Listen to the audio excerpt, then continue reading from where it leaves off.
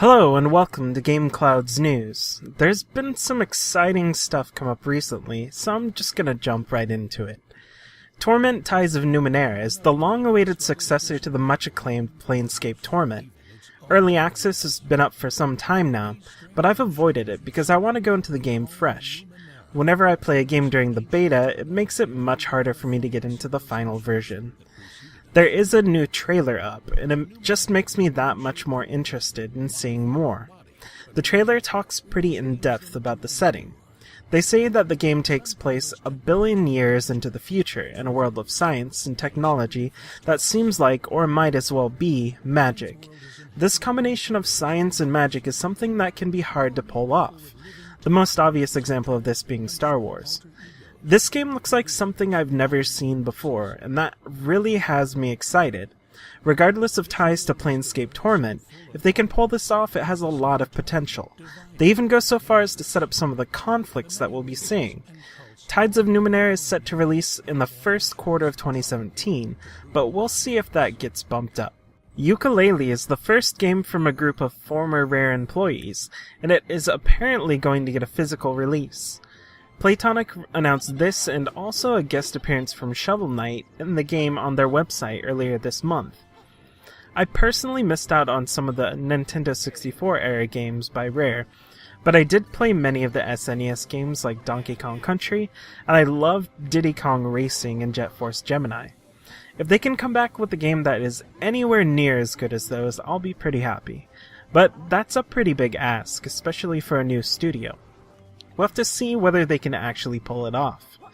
Ukulele is set to come out during the first quarter of 2017. Square Enix's Final Fantasy XIV is doing really well, and with the success of the expansion Heavensward, it looks like they've decided to add even more content with the release of a new expansion called Stormblood. Some of the new content includes new areas, new dungeons, and it's very likely that there will also be a new class. After a teaser showing a character in a certain red dress, everyone believes that the new class will be Red Mage, which was one of the classes in Final Fantasy XI.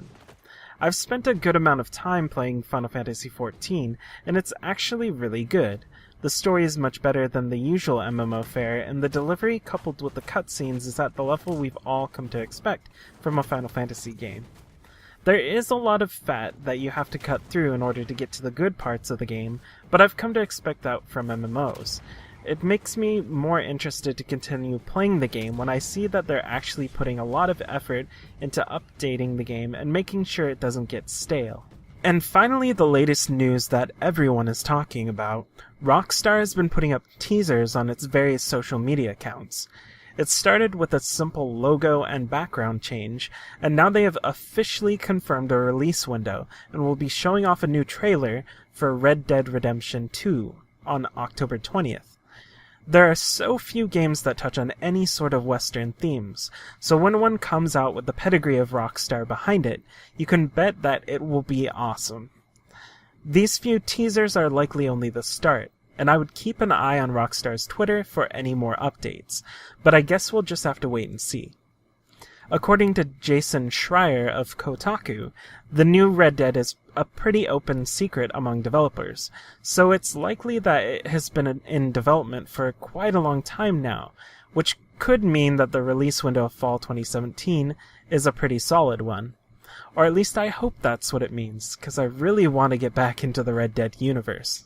The notable releases for the next couple weeks is Civilization VI on October 21st, Dark Souls 3 Ashes of Ariandel, the DLC, October 24th, and Owlboy on November 1st. New Civilization games always seem to be a toss-up as to whether you'll get a full experience straight out of the gates.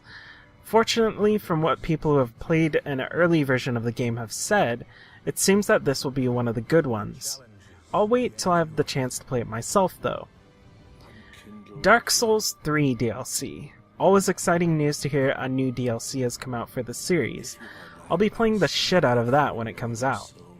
There's been a lot of speculation as to what exactly this DLC will reveal, and with the release of various trailers and information, it seems like we already kind of know what we'll be getting.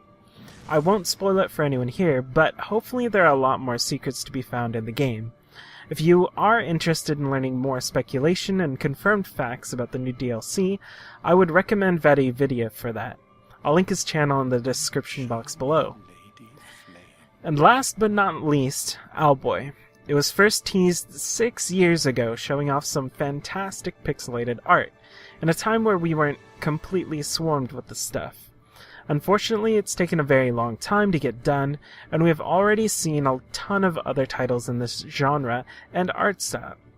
Whether it will live up to its beautiful art and the time it took to create, I'm not really sure, but I'll at least give it a try. That's all for this video. Hope you guys enjoyed it. I'm still working out the kinks in this format, and it might change quite a bit, or might not change at all. If you enjoy this style of video, let me know in the comment section below. I'm Melchiorus from GameClouds, and this has been GameClouds News. Have a good night, friends.